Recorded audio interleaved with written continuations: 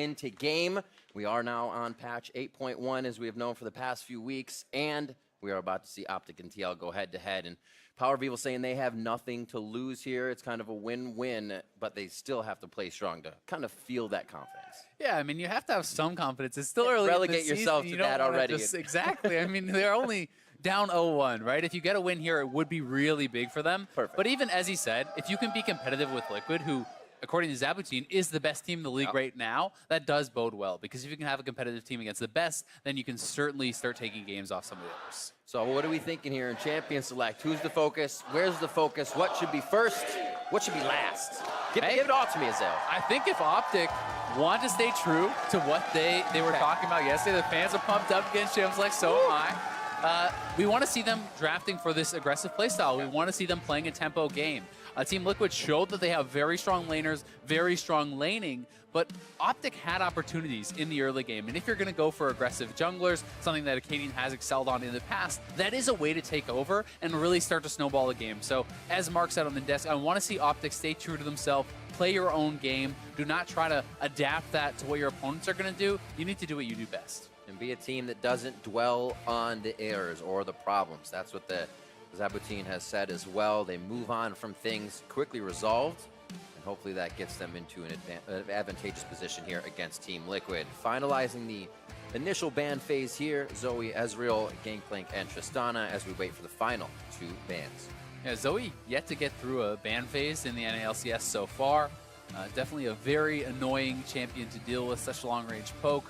So much damage can come out in those combos, and no one really wanted to deal with it just yet. They made it through once in Academy on Friday. Was not good for the opposing team. Very, very good play coming out of the Zoe, and it's hard not to anymore. Once you get her, people just kind of perfect that play right away. Certainly so, but picks like that can be interesting when it's such an obvious pick. You can sometimes set up counter strategies to prepare for it, and that can sometimes be a bit of a trap for opponents. If you leave something up that you feel they must take, very true, and you have practiced against it and have a strategy prepared, can be pretty powerful. But OpTic going to be looking for more of a late game carry here. Wow. Arrow yesterday was playing Ezreal, did have a very good game, but getting him onto the Kog'Maw really does set you up for the mid and the late game if you can build a composition to protect him. Yep, usually seeing that Kalista as well on the ban list, and the Kog'Maw and the Tahm Kench being a bit of a combination lately. We see the Kench banned. OpTic still wants that Kog'Maw. They feel like they can protect it, and we're waiting for Team Liquid's second pickup now. Expecting to see an Ornn or a Braum here, because I feel like you don't want to give over that pair to your opponent. If you do take the Ornn away, then your opponents can take the Braum, you can take the Braum here, and that can kind of sometimes block the utility of that Ornn with the ultimate in team fights. But if you take neither here, it opens up the possibility for OpTic to grab both, and then you can't actually easily block out the Call of the Forge God with that ultimate, but they are going to go. Welcher says Malzahar, please. Yeah. Interesting. So getting a few good power picks to start off for Team Liquid. They feel like they can revolve around those picks. Even if OpTic Gaming gets those 2 you were just talking about, that Braum and possibly the Ornn to come in here. I think it would be a nice couple picks. It doesn't mean they're going to go for it, but I mean, Braum combines well with the Kog'Maw, offering some protection there. I do think that the Ornn is such a solid, strong team fighter if you're going to be looking for that sort of a play style, but going more for comfort here with Power of Evil. It's his most played champion all time by far. He's obviously famous, kind of for his more unique builds with it as well, going for things like the Nashor's Tooth Orianna.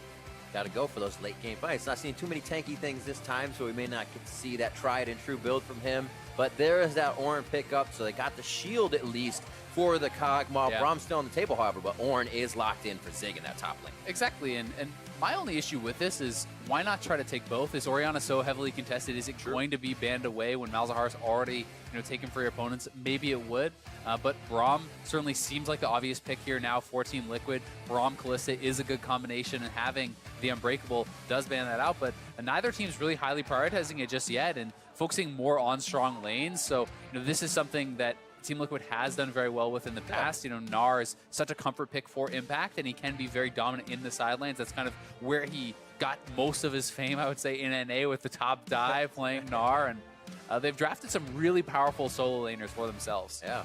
Looks like Mark so far getting what he wished out of the game. Everybody being themselves so far. No real just straight counters. Seems like everybody getting what they came in with the idea of. Braum, there is that ban coming out from Team Liquid. And OpTic now, 20 seconds to decide their first Phase 2 ban. Yeah, very interesting. OpTic not going to be able to take the Braum, but obviously, Team Liquid not concerned about not having that for themselves to be able to block out that Ornn ultimate. Has been so common throughout the different regions, LCK, NA, EU, to be picking Braum into Ornn because of that. Ornn, obviously, we have to remember, can still go support. We did see Hakuo play it.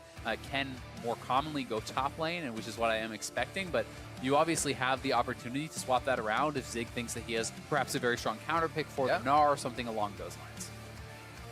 Junglers all the way down to phase 2 picks as they're going to get pinched slightly here. Possibly another support on the side from Team Liquid to make sure Elimination has a tough time, and it is his Morgana from playing that quite strong lately. And what is OpTic Gaming's final ban? Could be looking at something like an Alistar. I mean, there are options to deal with that if it goes through, but Alistar Kalista has been such a powerful combo for so long, really since the champion was first introduced into the game. Kalista has always comboed extremely well. Alistar is very strong in this meta. Like a Hex Flash. Exactly. Extremely powerful initiation, not only with the Hex Flash, but with the Fate's Call, Kalista Ultimate, giving you another engage opportunity. So I think it is a very smart ban here from OpTic to deny that sort of a combo. All right, Team Liquid looking for a jungler. Possibly could leave that up to Xmithie to hold out the game. Ole has also been known to get some counter picks on his teams as well. Yeah, we haven't really seen much attention on jungle in the picks and bans, just the Gragas really. But things like Eve and Jarvan are available. Things like the Rengar that we saw a number of times is available. So there still is a lot of options coming out for the junglers. Nice, that Thresh Kalista combo coming out. Bit of safety, bit of Fate's Call to get in and out with that Lantern as well in either play. This is pretty interesting, though, for Xmithie to be saved the last pick. Tells me that he has somewhat of a conditional pick, something that if the other team is running perhaps too squishy of a team, you can go for a Rengar. If not, you go for a tank, things like that. And that is a little bit of a tell, but you're not exactly sure what the conditions Team Liquid is looking for. If you are OpTic, you can try to disrupt this a little bit by maybe going for something more well-rounded. Maybe if you're worried about them taking the Sejuani, you could grab that up here or something along those lines, but you're just trying to limit your opponent's options and think what Xmithie is waiting for. Why do they save the last pick for the jungler? And Jarvan is a very good overall jungle pick here for Acadian. You can go full tank, you can go more aggressive builds also, and it is going to be the Sejuani, so really two very powerful team fighting combos on either side. And it seems like it's going to be less about the tempo in the early games, more about the mid-game team fighting, more about, that sort of coordination than it is about just purely dominating these lanes. Currently looking at the teams, I feel like OpTic Gaming is going to have somewhat of a fast fight. If they do, if Cosmic Radiance wears off, I feel like Team Liquid might be able to walk around that, figure out that timing, and continue to add the damage. It's not exactly, we're going to hit you and pop you from Team Liquid. They're fine to fight a long fight.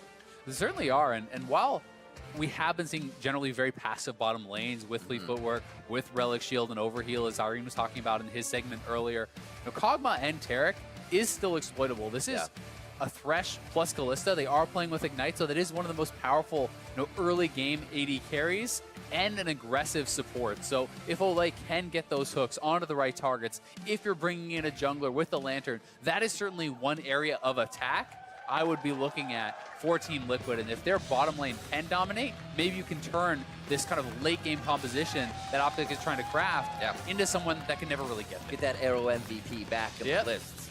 Get a volley of him going, and you'll get that MVP back out. OpTic Gaming, you see their squad on the table looking to do what they can against Team Liquid. Coming out incredibly strong here to start the NALCS 2018 season. We'll see what they can do as we're back onto the Rift here for day 2 of week 1. It's going to be a good one. I think there's a lot of opportunities for Acadian to get involved early on. Jarvan does have some very strong early ganks if he wants to look for it. There are things you can do, level 2 cheeses, level 3 ganks that are very powerful. There's a lot of kind of clear options that they have. Sejuani, I would say, yes, you can pull off early ganks, but it's much more about getting a safe early clear, getting the levels, trying to get to level 6, and being more powerful in those mid-game fights once you have your ultimate available. And now, is there an imperative lane that we see Xmithie or Acadian kind of wanting to start at or hover more towards that would give them a better advantage in the beginning?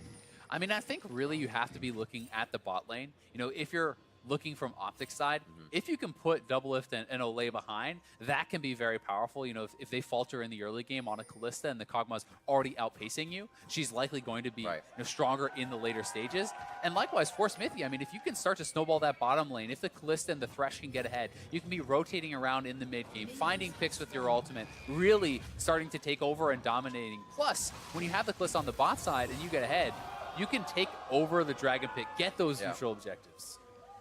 The ceasefire was called off there from Arrow. He had to go in. Yeah. So that can sneak up. We see the Relic starts as well for both sides. On the bot with a little bit of overheal as they begin their blue and red buff respectively to start things off.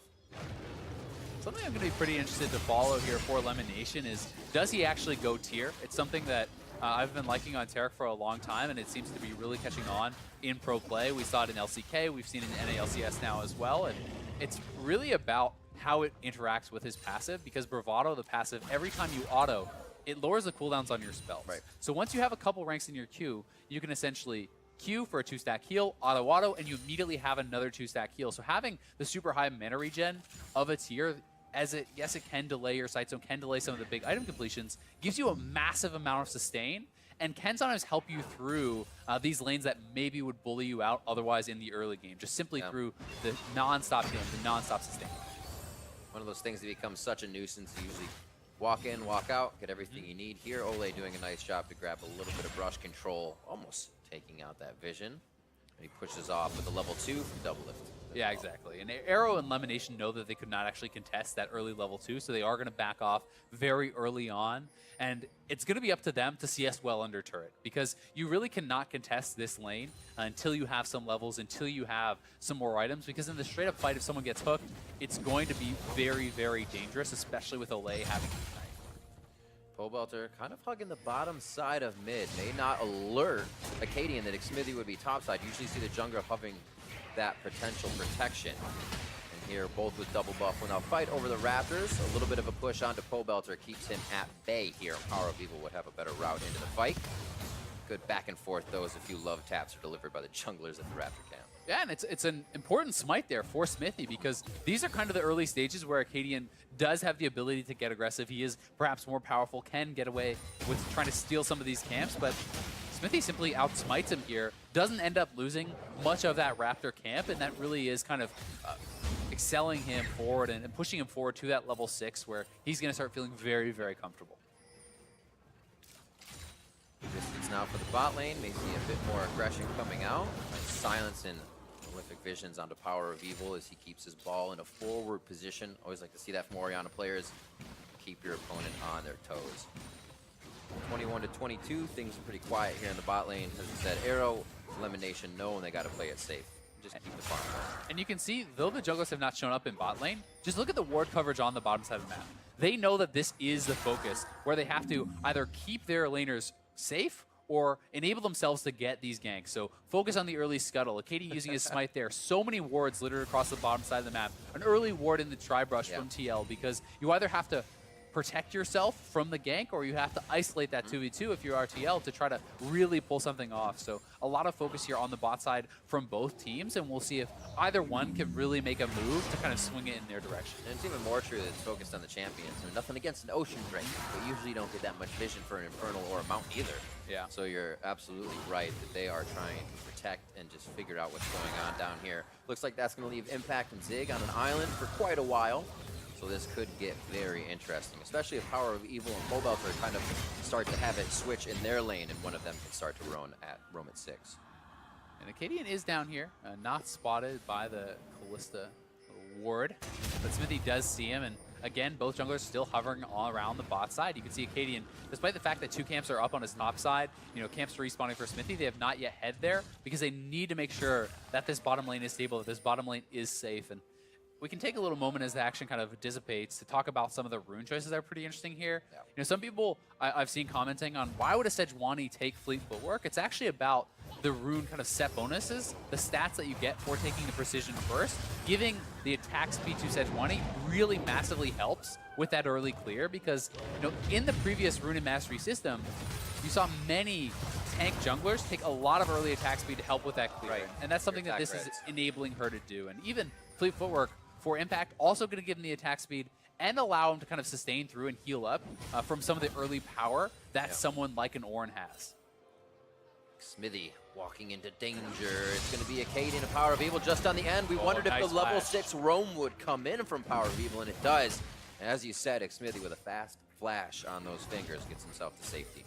But hey, you know, establishing some pressure on the top side. They get Sejuani's flash out. Acadian is trying his best to utilize this early advantage he has with his champion pick. So far, Smithy, though, equal to the task, is actually level 5 first, thanks in part to the fact that he outsmited Acadian at that Raptor camp. And this was a nice move from OpTic, not only because they found Smithy in the jungle, but even if they did not, they could have actually gone up to the top side around Impact, and as he's teleporting back in, perhaps pulled off a dive, which would have been devastating for that top side of Team Liquid. Top lane's hitting 6 now, as we mentioned them. Going 4 back. Zig has Ignite currently in that lane. Looks like he'll take the long walk back as well for now. Nope. Got to teleport in because he didn't use it. I was wondering. A good push by Impact. Makes the switch, and he does get that TP in. And that's one of the really nice advantages of taking the Unsealed Spellbook. As you point out, he starts with the Ignite, perhaps giving him a little bit more lane pressure, and had Smithy not been there to intercept, they could have actually dove with the Ignite there and perhaps pulled off an early kill. Instead, he doesn't find the opportunity, just swap over to the teleport, TP right back to lane. And because of the Summoner Spellbook, he has a lower cooldown on that TP anyway. And despite the fact that Impact used his teleport earlier, they'll come up around a similar time. Impact taking care of some things on the to-do list, getting the Blast Cone out to keep his top lane a little safer. And he actually doesn't have too many wards at the moment, so he's just biding that time, saying, I'll use my jump to get out. But the vision is currently not there, still has quite a bit on his teleport as well. Smithy's on the bot side, so he does have to stay pretty careful. But again, that attention is towards the bot lane, so he might just get out lucky on this one. Yeah, it definitely is. And it's actually pretty interesting to see Doublelift went for a super early Targon's upgrade. So kind of saying, hey, maybe this lane is stabilizing. Instead of going for additional combat power, he gets a little bit more survivability. Yeah. He's getting extra gold generation for his support also, with a faster cooldown on that shield. But they are going to be going straight for this Ocean Dragon. They have the Calista secure. We'll see if OpTic is going to want to try a challenge. They're coming over. Pinched on both sides. No Cosmic Radiance from the support. Smite goes down to Smithy. That's the stopwatch, and he is surrounded by 3. He'll be going down. And that's going to be first blood going over to Arrow for the Ocean Drake to the side of PL. Yeah, and that is the exact person you want that first blood on. Get it onto the hyper carry, and that is the result of the pressure that Power of Evil and Acadian put it on the top side. If Smithy has his flash available, he likely gets out of that fight. So this is, you know, a couple steps back that they are now getting the payoff from that early move. Very nice stuff from OpTic. They felt that they had the power to do that. In the early stages, you actually take a lot of damage from the Dragon. You know, Smithy was already relatively low from it. A little wallop, quick bop. It is Ornn, though. Should be able to get himself out of this. Searing Charge, Bellows. But a great damage by Impact. Playing it more aggressive than the Ornn is basically what you have to do as soon as he gets a hold of that lane. He gets a hold of it, basically the map. Yeah, certainly so. You know, Impact trying to assert his lane dominance, but back here again to this Dragon fight. Look at Smithy's health.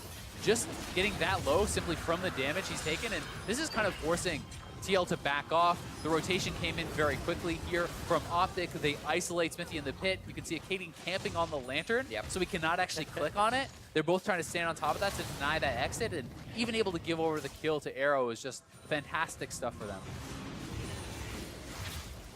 Mid, Power of Evil doesn't miss much here and actually cleans up to be ahead in CS. Spobelter just pushes that wave up, and now Smithy back to farming his jungle. We wondered, would Acadian kind of be able to route Smithy, figure out if he was the mastermind behind the early game, and so far, he's kind of put a stall out on what Smithy has been doing.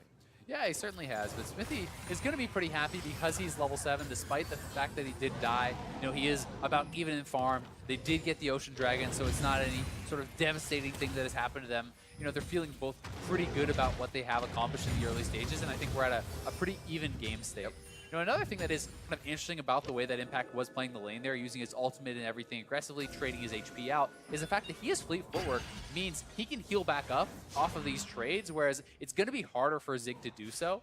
He does not have, you know, a Corrupting Potion. He does not have, you know, that kind of innate same sustain from runes. So, you know, it's going to be about trying to trade aggressively, you know, getting the Black Cleaver, likely building for the Frozen Mallet, and trying to isolate this 1v1 where he can whittle down the Ornn, force him back to base, start pressuring turrets, and really kind of exploit his advantage that way. kill to Arrow, being separated a bit by CS on double lift. That lane going in his favor. They're going to be able to pretty much even out on items.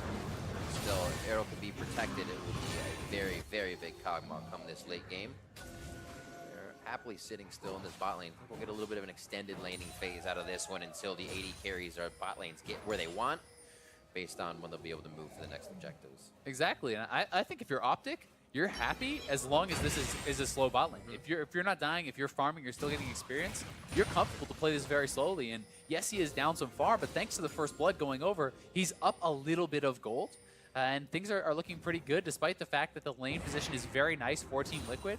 They are trying to utilize their early advantage as best as they can by freezing this wave. They're holding it against their opponents. So you see Arrow and Lemonation now saying, you know what, we can't actually enter the lane. They're being forced out simply because of the wave management that Double Lift and Olay have been putting on. And that is really a really strong way to actually use their advantage. You don't always just have to push it in and get turret damage, threaten the dive. You can simply hold it against your opponents. Oh boy. Is it worth it though? Over the wall. He's good. Arctic Assault to safety. Also, OpTic a little inclined to think that there might have been a teleport bottom. You saw Ole just a second ago just walk up into the face of Lemon and Arrow and put a very deep ward in that bottom brush. Could have been an impact teleport. They cleared it right away and said, no, no thank you. I mean, this is actually an insane amount of vision for OpTic. Look at the bottom side river.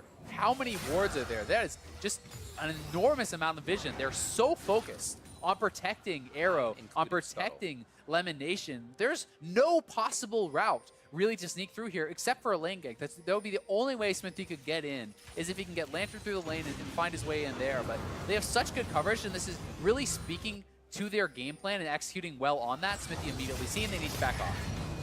Cosmic Radiance comes down. Talked about the long fights and who they might be in favor of if the protection can't be there. Lemon Nation almost gets himself to safety.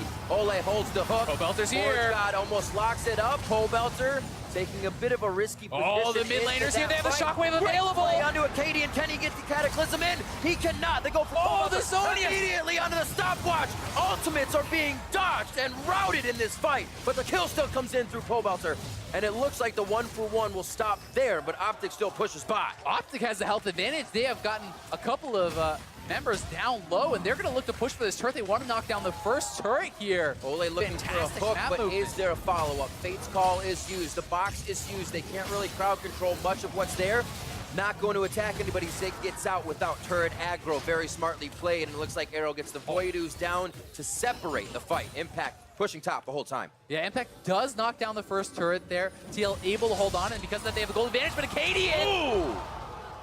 Pulls the rug right out from under Smithy as he feels like he's safe to get a little bit of vision for Double Lift and Ole to farm, but it was not safe yet. What an explosive game. The rotations made so quickly by both teams. Power of Evil and Acadian rushing down the river to support that bot lane, and the instant TP from Zig does allow them to turn that around, but Impact playing for himself, playing to get this side lane advantage, does get the first turret, which is going to mean he's going to have so much extra gold on his own person, and that is where all the advantage is going to be for them. But here it is again. It was spotted early, but not enough time to react. The early ultimate, very smart. Lemon Nation kind of trying to take the sacrifice for himself, but you see the TP down for Belter. Zig is already TP down here as well. If you look at the minimap, you see Orianna and J4 coming down, and watch Belter's play on this. They're looking for the engage. Nice play from Olay there to push back the Shockwave. Then the stopwatch is used actually on that Shockwave, so really nice mini kind of micro plays within this fight, and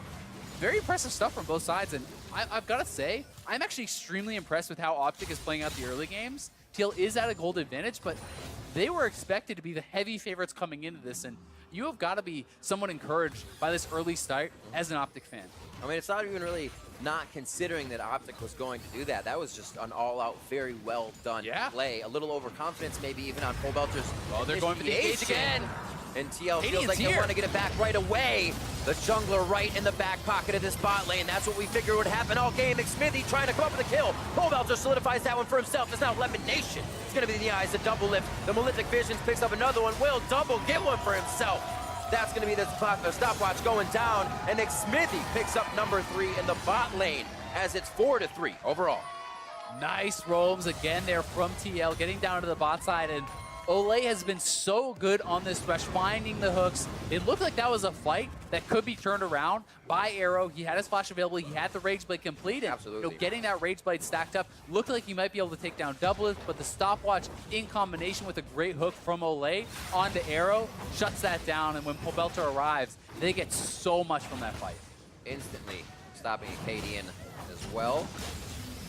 Having quite a good game himself. I'm sure he won't put a stop on himself. He'll keep getting to these lanes to try for the ganks. And now we see TL, just how much that kind of perturbed them. They said, okay, yeah, we need to turn on the switch as well and get something back. Yeah, and you see just how powerful the engage is with this Kalista, right? You throw in your support with the Fate's Call, you have the box, you have the Flay, and if your Thresh can follow up properly and hit those CCs, pull in the Kog'Maw, you can really shut them down. They're looking to set something up here. Oh boy! Camping the brush, but do decide to back off. You got me excited. They're like, wait, Cosmic Radiance probably up. This could go bad. They backed off, remembering the cooldowns, but they did have a Smithy in the back pocket waiting. He's going to be chasing Acadian out of the jungle. His impact is just, he has one thing in mind, and he is doing that job, and that's keep the distraction time. Yeah, if you can keep Ornn out of those team fights, then not having a Braum doesn't matter, right? He's not going to be able to actually join. He's putting on so much pressure on the top side, really executing well on what his job is in this game plan. You've got to say, though, scaling in full effect here for OpTic. Orianna is able to knock down the mid turret. You already have the Rage Blade as well as the Targon's for Arrow. He's looking good. And Lemonation did go for the tier, which is more of that kind of scaling style build that we talked about earlier. So there's going to be a lot of sustain coming out from that Taric here too. Clear in mid. Still so much vision towards this bot side. Really, really knowing the Kog'Maw is what they need to keep protected. Shields for him, as well as the Orianna. Even after that, the Tahm Kench gets banned out, still the Kog'Maw that Arrow wanted, still the protection game that they're going to play throughout the lanes. They're going to go for this dive here. They just spotted Pobelter on a ward topside, and they're looking to push them back. If TL tries to defend, they will get doped, but they're just going to back off, and that's another turret going the way of OpTic, who actually takes the turret lead now. Very nicely done. Impact Nars in, Nars out. Zig tries to get a quick clear on the minions as well, so they can't get too much damage on the turret. Those massive auto attacks from Pobelter coming through. Impact does all the work. Pobelter comes in and cleans up the solo gold. Gotta feel good. Yeah, trying to make a liar out of me. Got to tie up the turrets. But TL still with a gold advantage. Want to keep pressing. Yeah. You know, I do think that this is a tougher to execute team fight team in the late game for TL because, you know, Thresh is more dependent upon hitting that hooks. Your baseline value is lower than that of a Taric with the ultimate, generally speaking. You know, in the Gnar, your baseline value is probably going to be lower than an Ornn if it comes to that 5v5 team fight. Plus, you have a Kog'Maw versus the Kalista. It's hard to say where that is going to go if the Kog'Maw is even. But TL has the ability to keep pushing. They are constantly moving around the map, looking to take down objectives. They've knocked down all the tier 1s now. They could look to establish vision control and try to knock down the Rift Herald if they want to do that next minute before it despawns. But for now, happy to just continue to move up on these turrets and try to knock them down.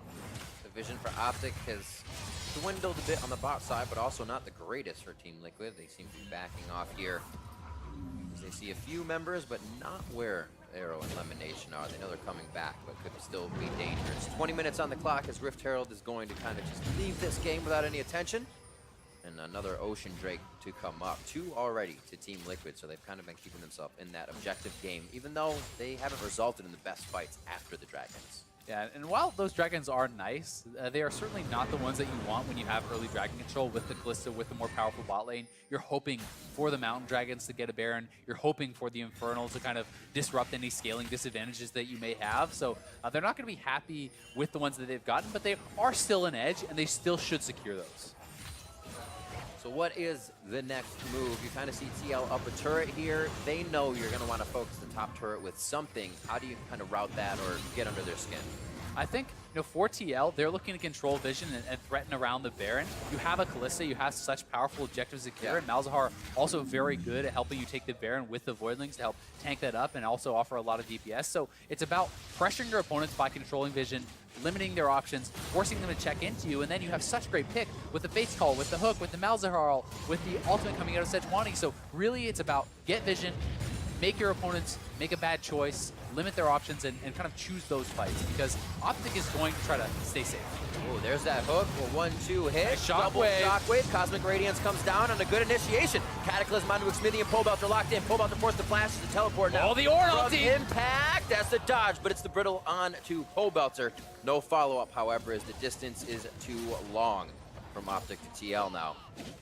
And TL, they set up that trap, but there was more OpTic members there. They weren't really sure what they were buying into as far as this fight goes. And this is a full tank J4 that they caught with the Taric supporting him, with the Orianna behind him. 4 members were already at that fight, plus Zig able to TP in faster. And despite the fact that they got the jump, OpTic gets the fight that they want, and they delay the game some more. They maintain some vision around that Baron, and OpTic has got to be feeling pretty good. It's interesting, too, because if they got Acadian for a second, they could kind of just take him out. He's really just a lot of health, but they don't have a second to turn on these fights. It's so quick from OpTic to just snap judgments. And if you can't burst through the health, the Taric ultimate will come down, the Orianna shield will land. Right. There's a lot to really kind of back him up. And you see, Lemon Nation here around the mid lane. They're going into Power of Evil. Acadian is the one jumping in front and actually getting hooked, though. And 4 members are already here. The Shockwave zones them out. The Taric ultimate comes down, and they know they have to retreat. Zig's teleport has already come in earlier, forcing out a nice flash there from Doublelift. So just good rotations and team play from OpTic. And this is, to me, a far step above what they showed us yesterday. And they're playing against a much tougher team. TL is still in the gold lead, still has a lot of options, as a nice hook does land on Arrow. They're going to go for it. Ole in. Forge got beautiful hit back. They don't even want these fights that they're grabbing. The vision didn't spread past the hook, and they didn't know what they were getting themselves into. I mean, Ole just takes the hook when he hits the carry blind, but there's 5 members there from OpTic, and jumping the gun on that one was Ole. He's going to get knocked down very quick. TL immediately realizes nothing they can do in that fight. That means Dragon goes over to OpTic. More vision goes over to OpTic, and they continually scaling up. Arrow has his QSS. You have a QSS on both the carries now. You have 3 strong front lines. You have the Taric ultimate, and we're entering into the danger zone here for Team Liquid, where if you give a 5v5 team fight to OpTic, they should win. But they are trying to sneak the Baron, and they have the possibility to do this. Lemon Nation is around. We'll see if he actually gets over there in time. They're now spotting it. Oh, whoa, Doublelift taking quite a bit on the backside of Baron as he was taking hits over Xmithie. Lemon Nation not going to get there, and it seems like Acadian is holding off as well, so Lemon Nation just kind of flexing the muscles, pushing them out as well. And the question is, can they keep this forward momentum up? Do they continue to know what to do next, or do they kind of have that, we're happy with where we're at, and that's what hurts? I think that OpTic can be happy with where they are at for now. You can't sit on your laurels forever, but waiting until your Kog'Maw, for example, has his second item is going to be a big spike. When Kog'Maw is on that Hurricane, even 2-3 items can be very powerful. When you have all this protection with the front line, plus the Taric, plus the QSS, becomes very tough to take this guy down. So I think they're the ones in the scaling advantage. And yesterday, they had such a long game, but they were kind of more of an early game tempo-based comp, as Zabutin talked about. This time they say, hey, if we're going to be able to take this team late, let's outscale them. And they're kind of turning, what Mark and Jat thought Team Liquid should do on the desk against them. They have chosen the outscaling comp, and it's TL that have this pressure to execute now. They still certainly can get a fight, and if TL takes one, they'll take down the Baron very quickly, which would put it right back in their advantage. But definitely a very close game, and one that's a lot more tightly contested than many people were expecting coming into it. Super exciting to see as well. The early game thought would be kind of won by Xmithie, with Pole Belter pushing mid and Power of Evil kind of having a bit of trouble. But in that sense that I said Mark still got, they are being themselves. They picked some wheelhouse champions that they're always used to. Power of Evil on that Orianna, Arrow on that Kog'Maw, things that they've really been known to play well on. It's pretty interesting. Arrow elects to go, instead of something like a Hurricane, he's going straight for the Wit's End. So more defensive, and he has quite a defensive setup now. With Wit's End, with Hurricane, Tabbies, he has Targons, and he still has not used his stopwatch. So there's a lot of defensive options available for this guy, and if you overcommit on a dive, it could get turned around on you very quickly because he will be so hard to kill. Then you add in the Shield of Bastion and Guardian proc from the Taric. You add in the Orianna shield. That is massively more health that you have to work through. And you have to kill him before the Taric ultimate lands, or the fight could look bad. Damage onto Xmithie. Looking at how all these kind of items synergize as well. The Abyssal Mask over there for Zig. Once he gets into the fight, that's more damage from Arrow and Power of Evil. Arrow hits people, a little more damage for everybody. Let's see what they can get as they make their way to mid now. So forward wards being placed in lane. can see teams doing that to make sure they have an idea of where people are splitting off. And right now, it's just jockeying for position on this mid turret. Looks like Team Liquid wants to break that open.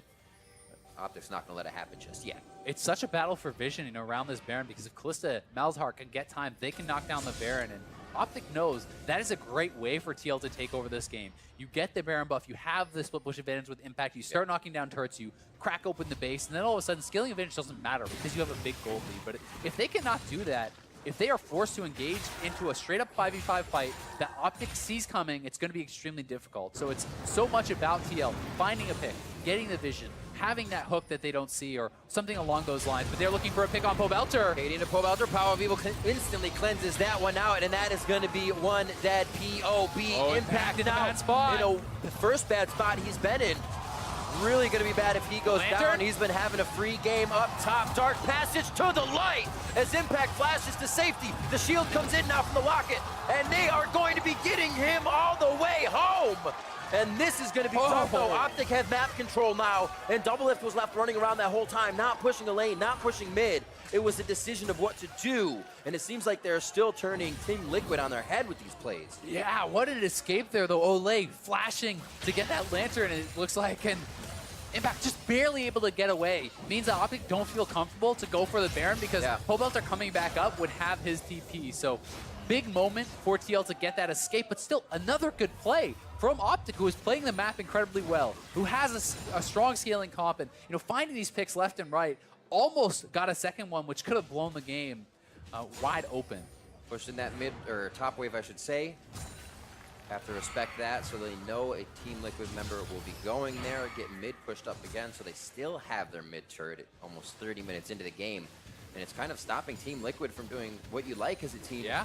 Getting into the jungle. There's such a spot of safety with that mid turret up for OpTic. The mid turret plus a big line of vision around over to that Baron. You see 6-7 wards, and here it is again. They spot Pobelter up there. They do find him out, knock off the passive straight away. Now, this is pretty well played by Pobelter, but I believe his flash was not quite up actually during that replay. It does show up here in the spectator client, but either way, he gets knocked down with the shockwave, and then look at the escape here with Olay coming in, trying to flash to avoid Zig's knockup, and not getting the extra distance on the Lantern. Would have needed to flash a little bit earlier there, but either way, Impact barely escapes thanks to his support, and they are able to kind of hang on.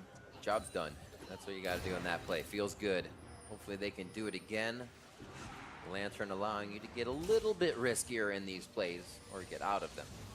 6-4 here as we make that 30-minute mark.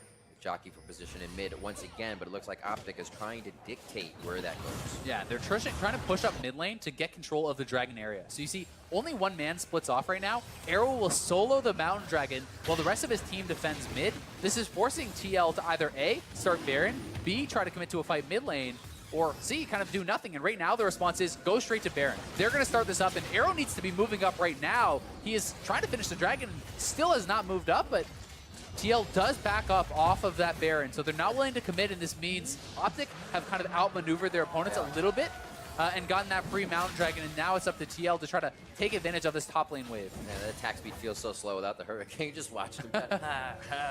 He does get it, which it proves even more of how much OpTic is holding if it's going to take Kog'Maw that much longer. Oh, TL's looking to flank here. They're going to go for the engage. Arrow's not with them. Two-man stun, elimination right in the middle. Olay is on the back. Doublelift has Power of Evil in his eyes. He rends him down. But now, Acadian and everybody in the back line. Doublelift has the entire enemy team in his eyes. And TL is just dogpiling on top of OpTic. Team Liquid turns the game back in their favor. Baron is theirs. Yeah, it's going to be straight. There's no way to contest this with the Kalista, even though Acadian is still alive here. Olay will zone to make sure, and just a nice catch there from TL, but OpTic posturing too aggressively, not knowing if they were on the Baron, but Arrow wasn't with them. You can't afford to surrender kind of that type of a fight when you don't have your hyper carry with you, and they had done such a good job of maintaining vision, of playing calm, playing collected, but you see in this, they clear out the vision in the area. They're trying to move up to try to fight this. I think they thought that TL had base, but TL flanks from the side, double it straight over the wall, catching Power of Evil, knocks him down, and there's just no way for OpTic to fight back with Power of Evil getting knocked down and Arrow not there. Acadians just is like, already sees this is a bad decision. They walk out. I think you made a perfect point. There were copious amounts of vision every time they needed to do anything in the bot lane. now they have a bit of fog of war, and it costs them an entire fight, and it actually cost them everything they built from the beginning. Exactly. I mean, for the one time, they don't have vision of that flank that's coming around. They think they can move up as a 4-man squad. Normally, if some people are in base for TL, a 4-man squad is extremely safe to move forward with and kind of control that vision, but everyone was there pretty much for TL, and Arrow was not, and that means it's the Baron and a significant gold advantage now for TL, plus the split push being enabled here for Impact. So they want to keep pushing. They need to try to knock down some turrets and really get an edge, because OpTic, if they can sit back and keep the base alive, deny any inhibitors going down, they're still in a good spot because of their scaling. This was that point of strength their coach was talking about, saying we're very good at kind of fixing those situations. We don't dwell on them. We understand what happened. We move on and correct it. Acadian on the side, perhaps trying to set up a flank if they were to overcommit, but right now both teams just kind of posturing over the blue buff, and a little bit of damage there for Xmithy, keep himself safe. But they do feel, you can see from TL side, a lot more confident in pressuring small things like that blue buff, like the objectives. Baron now to mid lane. Zig on the right. Acadian will be right there with his Bass brother if they do decide to go in, but they don't really have a target. And it is a nice pink ward there over in the Wolf Pit for Smithy, trying to deny the vision and set up the threat of a Sejuani ultimate over the wall. Right. You know, you can see that deciding a fight. If you catch the right carry, that can end a fight just like that. And for now, we do see Arrow back in base. Has gotten his Hurricane, which is going to help a lot with the wave clear, a lot with the team fight damage. Lemonation needs to be careful, though, because he's by himself and can't defend that turret. You're toying with that there a little bit. Yeah. Brave man. Tarek. Impact. There he is again. Kind of forget about him a little bit. He's done such a good job at pushing that side lane. He is in that position where you want to fight the other team and you keep thinking about that nuisance on the side. He's done such a good job, and all he's doing is splitting. Been perfect. Gets himself in a bit of trouble here as another Lantern to safety, able to dodge out on a few of these ultimates, really putting OpTic at a disadvantage. Yeah, certainly so. TL, getting a couple turrets in the mid lane. They're trying to continue pressuring, trying to extend the gold lead. And you have Pole Belter up on the top side, who does have his teleport available to join the team if they need to do so. But you can see they're pressuring all three lanes. Sejuani pushing in the mid lane, 3-man in the bot side, and Pole Belter pressuring top because they want everything Baroned up. And that hook is not the one you want to go in on, as it is the Ornn. 18-minute Ole would have won. Not 33-minute Ole. Yeah, exactly. They get a little bit too tanky at the 33-minute mark, especially with the Tarek there. You got to be pretty sure you're going to burst them down if you're going to take that hook. Exactly. Where are the pushes now? Actually, Xmithy getting a Raptor camp as they make sure they deny everything. It looks like he'll meet Acadian for a quick second in the jungle. Those two say hello. But either way, pushing each other around right now. A nice advantage gained from TL, but no death blow dealt, right? They extend the gold lead. They have done very well for themselves in the last few minutes. The pick into Baron, into a couple turrets, great. Yeah. But OpTic did hang on. They did not lose an inner turret. They did not lose, any inhibitor turret or the inhibitor themselves. So they're still feeling pretty confident, and the mental fortitude that you had talked about is something that's very important in these types of games. Not allowing yourself to get too frustrated by that messed up fight that gave over the Baron, that gave over an advantage, because you can still win this game. And for TL, they need to be focused. They need to continue to apply pressure. This has been the story the entire game, and so far, they have been pretty good at doing it. The Elder Dragon is another option for them. If they can get that vision with the Callista, if you secure that objective, that allows you to play much more aggressively, especially with someone like the Malzahar who can kind of poke them out. With the Malefic Visions plus the Elder Burn, that can be an intimidating amount of damage. I'm sure fans of TL are very happy to see this as well. The ability to weather the storm so early in the season, recognize situations, and they've done quite well. Doublelift still 2-0-5 after still a good early lane, but 0-0-4 where he was only picking up assists. Sometimes that can give you a false sense in the fights and you miss position due to the damage you think you have, but they're on track, and that fight has absolutely put them in the driver's seat now. 35 minutes in, you're looking at a 7,000 gold lead now for Team Liquid. Definitely nice. I'm expecting Knight's Vow probably to be coming out next for Elimination. He already has the locket for Arrow, so these are all ways to kind of buy time for the ultimate to land, but it's TL straight onto the Elder, and they do spot it now. OpTic will have to respond. You can't allow them to build up too many stacks, but they're forcing them back, and now they've kind of established the control over the area. We'll see if they're going to commit to an all-out fight. Both top laners aren't here. Here they go. Ren's fell off the Elder Drake, but Doublelift still trying to focus it somewhat. If it gets low in the fight, nobody wants to take that aggression damage as we do get Zig in. A flash as well. Quickly out as he did not like And that's positioning. Jericho went down, but they may have Oh, caught him. big hit. That's going to be elimination going down. Yeah, like they said, if it's a long fight after Cosmic Radiance, this is going to be the fight for Liquid. They're able to just turn each member of OpTic into that pincushion double lift, and the rest of the team now dogpiling again onto OpTic after the Elder Drake. Cobalts are very low as the fight almost turns in the favor of OpTic. But you look back at the health bars of Team Liquid, and it was never to be. Team Liquid with the clean ace, and they could potentially just go for the win here. Run it down mid lane. They have the mini waves pushing. They could go for a couple inhibitors. They could look to try to end, but OpTic really mismanaged their ultimates in that fight, was not able to get what they needed to get, and Liquid come out with the clean ace and an insane advantage. Strength in the late game, understanding these very, very particular fights. It's going to be Team Liquid out of the Nexus turrets now, 12-6. One final kill coming down, and that is going to be Lemonation back onto the fountain. Nexus turret 2 is going down, and that's going to be the Nexus. Team Liquid start off week number 1 of the 2018 season 2-0. A great first week from Liquid, but OpTic made them sweat. That was a very competitive game down to the very end. Liquid out-executed in the final team fight. They take a clean team fight ace. That gets them the win, but this was a very competitive game. Despite the fact that OpTic goes down 0-2, they are, having some hope. This was certainly something that they can build upon. I said it right in the beginning of the game, pat on my back. I did say it was going to be one of those situations where you play against a team like Team Liquid. If you do have that error, if you do have that loss, you'll know exactly what to look at. And they know exactly that one fight right below Baron, exactly what to look at and where they went wrong. Yeah, certainly so. I mean, the Taric ultimate comes out early. They retreat with that. The Shockwave hits only Olay, who has Stoneplate active, which is basically negated completely. Call of the Forge God, the ultimate there from the Ornn, was not able to be redirected.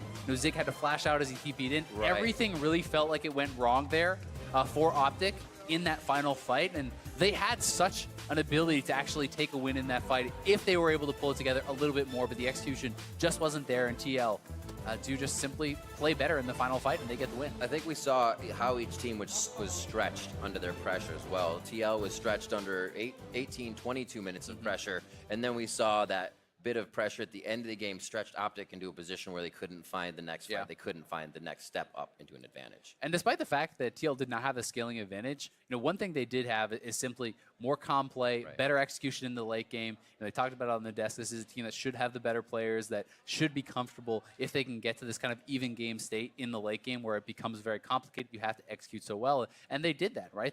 They waited for the perfect fight, and when the opportunities presented themselves, they pounced. They found the kills around the Baron that got them a big gold lead, and they find that fight. They kite out the cooldowns, and they get the perfect fight at the Elder Dragon that closes the game. They make it look so easy after such a tough early game. That's why you never surrender. So to hear more about Game 1, let's go ahead and send it over to the State Farm Analyst Desk. Thank you very much, Riv. Things are looking good for this Team Liquid squad as they close out Week 1 at 2-0. Riv said they make it look easy, but let's be honest, today didn't look as easy as yesterday looked up against TSM. And that's where I want to return to the win conditions set out by you guys at the top of the day. For Team Liquid, it was about respecting your opponents to the degree that you respected TSM, as well as picking towards late game. You had 2 win conditions, Jat. Yeah. How well do you think they followed those win conditions? Not great, actually. Listen to Coach Jat. Yeah, because you can see the Thresh Callista lane is going to get outscaled, and they won the lane, but really not that hard. That was the first turret that goes down in the game, and then the Gnar is supposed to be the split push pressure that doesn't team fight as well. And it was more kind of about their creativity in the mid and late game that managed to win this game, because it didn't go well early, and there was a point in the game where Mark and I were both agreeing if OpTic plays this perfectly from here on out, they would win. All right, well, then on the flip side of the equation is that OpTic Gaming. You said be yourself, be true to the identity that is OpTic Gaming. Did they find it? I mean, Power of Evil on Orianna seems about as himself as he could possibly be. It was a much... Gnasher's tooth. You're right. That was there the was problem, one more step. There was one more step. That's why they lost the game right there. Didn't stick completely true. No, DPS. I think they went more meta while still sticking pretty true to themselves. They give the best early meta, like brawler in some sense, in Jarvan 4 over to Arcadian. He's able to make some nice stuff happen early on. Kog'Maw, 4 Arrow, great pick. Hyper carry, let him be able to be in a position to carry the game. And Orianna, for Paraveer. Like we said, that's basically a signature champion. So I like the draft overall. It was just that when it became mid and late game, you could see the shot calling abilities. Okay, yeah, to your point, there was a moment in the game, the two of you are saying, given the goal differential, if OpTic plays correctly, they should win out based on the composition, and yet that's not what happened. So where was the breaking point? Where did this fall apart for OpTic? In a few places, but most notably at the Baron fight, about 29 minutes, 30 seconds into the game. Look at where Kog'Maw is. Look at where the rest of OpTic is. That's a big problem. And yes, there was some really creative vision stuff that Team Liquid did. It kind of faked a recall, but you shouldn't have your OpTic players that far when your main carry is that far away. Right. I mean, at 25 minutes in the game, I think it was a 1K gold lead here. And so for Team Liquid, that's very scary when you pick a Thresh Kalista bot lane. Yes, they were ahead. That was probably one of the stronger points on the map. But the Kog'Maw was online. If he's there in that fight, it could be very difficult. But like Jet said, Team Liquid, vision controlling around Baron, sit in the topside jungle for 30+ seconds, and all of a sudden gets a little lax on the side of OpTic. Seems oddly reminiscent of what Zabutin had tweeted out. You know, a Q away. They feel they're a player two away, and I'm starting to see elements of that. A player two away from taking victories. The fact of the matter is, you got to pick up the W's. We're going to send it over to Avli May, though, who's standing by with the victorious mid laner. Thanks, guys. I am here with Poe Belter, mid laner for Team Liquid. Now, we had the POB versus POE in the mid lane. Can you tell me about that matchup? Yeah, I mean, Power of Evil is a really good player. I respect him a lot. And when he was on Misfits last split, just at Worlds, they were almost able to take down SKT. So, I really respect his skills. And yeah, he played his signature Orianna. Kind of sad he didn't go Gnash's Tooth, but he was able to put a lot of pressure on me. What do you think about the rest of OpTic so far? I think the match was a bit tougher than we expected. They actually played pretty well and defensively against our picks, who were pretty strong early game. So we weren't able to get that good of a lead. But I think right now, maybe just as a team, we're a little bit stronger. So, despite the difference in team comp strength late game, we were able to overcome that and win team fights. Now, old Immortal fans are super happy to see you continue playing with Xmithie and Ole. What does keeping that old squad and sticking together mean to you? I think we're just pretty good at giving each other feedback inside and outside of the game, and just I guess our communication is probably a little better than all the other teams right now because we have that prior experience. Wonderful. Well, I want to ask you, do you have, going into the split, do you have any goals either personal for yourself or maybe for the entire team? Well, for the team, of course, we want to first off win in playoffs, both spring split and summer split. So I think that's our main goal right now, to just do the best we can. For me, I also just kind of want to prove that I'm really fucking good and just do the best that I can because, I don't know, it feels bad to play the song, and I feel like I've kind of been overshadowed a lot by players like Bjergsen and Jensen, so I kind of want to make that different this year. Well, you guys had an amazing showing for this first weekend. Are there any teams that are kind of on your radar to look out for? I think right now it's hard to gauge the strengths of all the teams, but as the weeks go on, I think we'll start to see who's stronger. We can see both on stage and also when we play in scrims. So right now it's a bit hard to gauge the strengths of teams. We thought TSM was going to be really strong, and then OpTic might not have been that well put together, but we had a harder time against OpTic just now. So, but I think, it's hard to see who will step it up for playoffs. Well, thank you so much for this interview, and we're going to throw it back to the desk. Thank you very much, Avli. Straight from Poe Belter there, hard to really rank any of these teams this early on in the season, even calling out that between their two matches, the one they just played was the harder of the two. And this is where I want to pose the question to you guys. Having already been pretty hot on this Team Liquid roster, having some high hopes and expectations for their season, does today's performance instill more confidence? Does it strengthen your belief in this roster, or does it lessen it based on the difficulty that they had? So I think it lessens it to an extent that I'm not going to say man, this team's going to go 18-0, because there were definitely moments in that game where they could lose, and I'm still, after 1 week, kind of sticking with a lot of my perceived expectations that OpTic should be on the weaker end of the LCS. So if you are the best, you should smash them every time. And they didn't do that, but it does speak that they're still a very strong team, and they're pretty good from day one. I think similar thing for me, it was nice to see them have creative shot calling, be able to win with an early game comp against somebody else who should be outscaling you. That's all nice to see, but they didn't execute on stomping bot lane and topside and all that stuff. It did become a very scary proposition for a little while there. So yeah. I agree that it would have been nicer to see them just crush them with this early game draft strategy.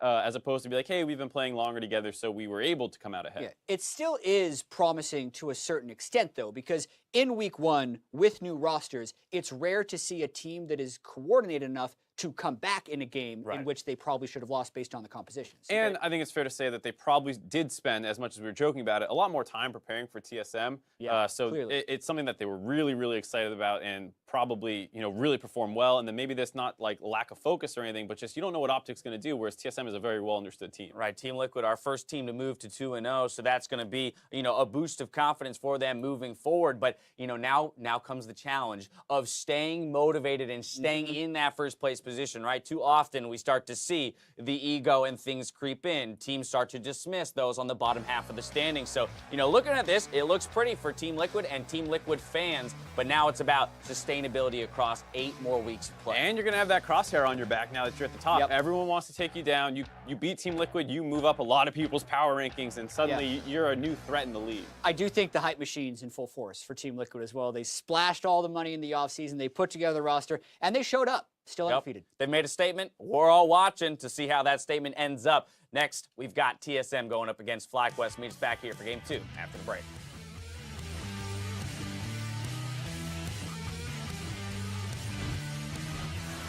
Smite goes down to Smithy. That's the stopwatch, and he is surrounded by 3. He'll be going down. I'm pushing up. Kog'Maw.